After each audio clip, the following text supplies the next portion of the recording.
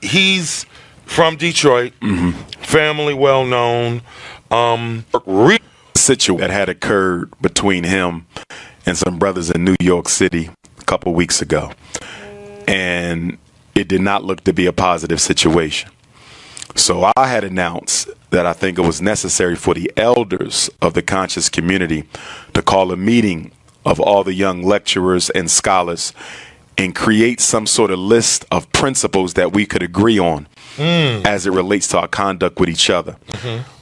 It was not a meeting to force anyone to work with somebody they don't want to work with. Right. It was about establishing a climate of mutual respect. It could maybe I'm working with the family in New York that he had the differences with, which is not the case because I'm an independent operator.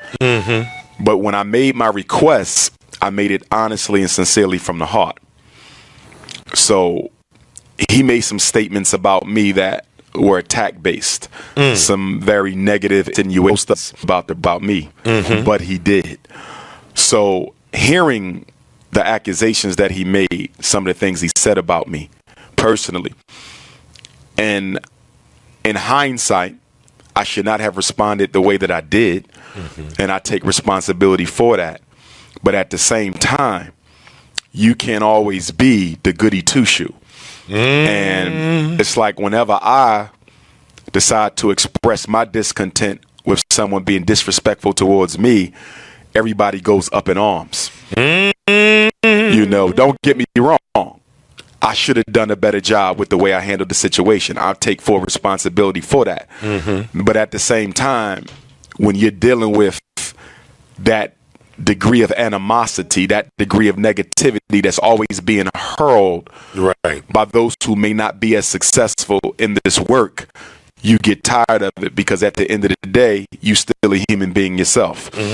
So again, I wasn't right with the way I responded. I should have ignored it, you know, but I would be remiss if I didn't say that through these years, things have been said. I've heard things.